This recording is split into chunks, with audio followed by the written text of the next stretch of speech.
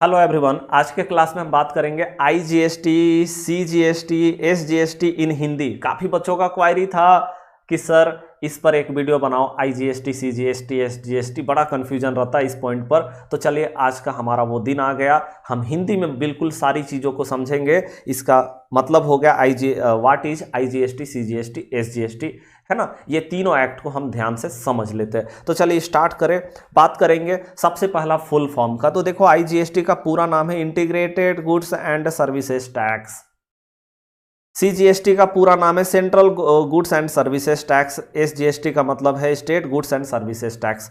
बच्चे इसको state GST भी बोलते हैं, स्टेट जीएसटी, ठीक है। इसको भी सेंट्रल जीएसटी बोलते हैं, इसको इंटीग्रेटेड जीएसटी बोलते हैं। तो कोई दिक्कत नहीं है, आप बोल सकते हैं, ठीक है। अब हम बात करें तो यहां पर देखो सप्लाई, सबसे पहले सेल या सप्लाई को हमें समझना पड़ेगा अगर हमें सीजीएसटी, एसजीएसटी और आईजीएसटी समझना है तो देखो सप्लाई दो तरह का होता है, एक होता है इंट्रा स्टेट सप्लाई, एक होता है इंटर स्टेट सप्लाई। अब सबसे पहला बात है कि इंट्रा स्टेट सप्लाई क्या होता है। तो जब एक स्टेट या एक यूनियन टेरिटरी, यूटी मतलब यूनियन टेरिटरी जिसको केंद्र शासित प्रदेश बोलते हैं, उसके अंदर में माल बेचा जाए या सर्विसेज सप्लाई की जाए तो वो क्या होता है, वो मेरा इंट्रा स्टेट सप्लाई होता है। एक स्टेट के अंदर में ही, बिहार के अंदर में, यूपी के अंदर में ही माल सप्लाई हो रहा है, यूपी से बाहर दूसरे स्टेट में नहीं जा रहा, या दिल्ली के अंदर में ही माल सप्लाई हो रहा है। बहुत सारे सेलर होते हैं ना, बहुत सारे दुकानदार होते हैं जो एक स्टेट के अंदर में ही माल सप्लाई करते हैं, वो छोटे सेलर होते हैं जो स्टेट के अंदर में ही माल सप्लाई करते हैं, बाहर नहीं,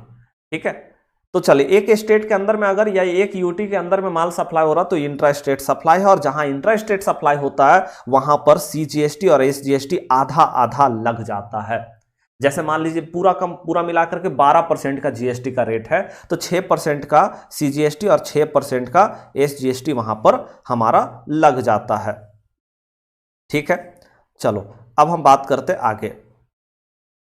हाँ जी, तो उसके बाद हम बात करते इंटर स्टेट सप्लाई का। देखो इंटर स्टेट सप्लाई मीन्स होता है कि स्टेट से दूसरे स्टेट में माल सप्लाई हो रहा है, एक यूनियन टेरिटरी से दूसरे स्टेट में, या तो दूसरे यूनियन टेरिटरी से एक स्टेट में माल सप्लाई हो रहा है। मतलब सिंपल से बात समझो ना कि स्टेट चेंज हो रहा है या यूटी चेंज हो रहा है, या तो हो सकता है कि एक कंट्री से दूसरे कंट्री में इंपोर्ट एक्सपोर्ट भी करेंगे तो आईजीएसटी वहां चार्ज होगा, क्योंकि वो इंटर स्टेट सप्लाई है।